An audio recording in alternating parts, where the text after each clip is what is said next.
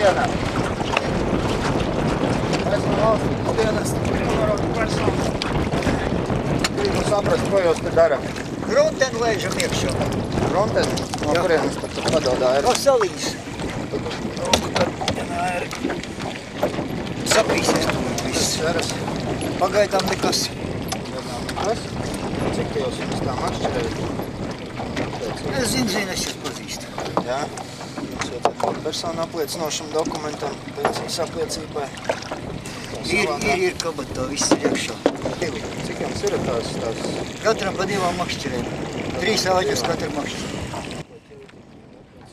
Vīriem, kā sacīt, šoreiz ar papīriem viss kārtībā. Lomā nav konstatēta nelikumīga nozveja un arī makšķerēšanas licences derīgas. Tomēr ne visos gadījumos vides inspektori pārbaudas var saukt par sekmīgām.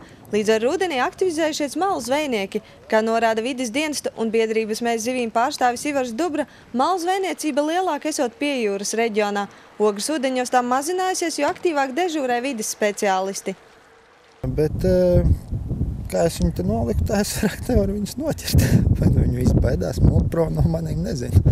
Gan jau, ka mūlt. Bet, cik mēs esam reģis te taisījuši salīdzinoši ar pagājušo un aizpagājušo gadu krietni mazāk ir. Pēc biedrības Mēs zivīm aplēsēm 2 gadu laikā Ogres baseinā ielaisti aptuveni 50 000 zivju mazuļu. Lai ar regulāri tiek atjaunoti zivju resursi, šogad vairumam loms nav bijis kā no pārpilnības raga. Ķerās mainīgi. Vieniem ķerās ļoti labi, citi saka, ka galīgi neķeroties. Ja atrod īsto vietu īstajā laikā, tad var noķert zivtiņu.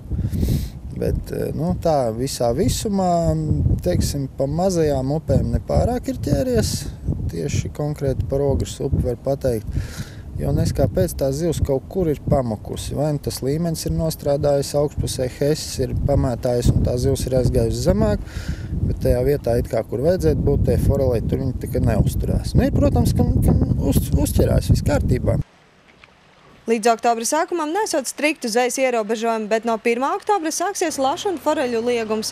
Ivars Dubri norāda, ka pirms došanās zvejā ieteicams būtu veltīt laiku iepazīstoties vai atsveicinot zināšanas par zvejas noteikumiem, jo bieži vien nepatikšanās var iekļūt pavisam muļķīgas situācijas rezultātā. Tādi mazie pārkāpumiņi, teiksim, uz kuriem īpaši var tikai preventīvu darbu veikt, apstāstīt, izstāstīt cilvēkiem, lai saprot, ko drīkst, ko nedrīkst, jo daudz jau aiz nezināšanas tīri pārkāpumus tais. Viens, teiksim, mako aizmirst mājās ar visu apliecību, makšķerēšanas, tāda it kā sīkuma, bet viņš ar dāmu atnācis vakarā pasēdēt uz plūdiņu.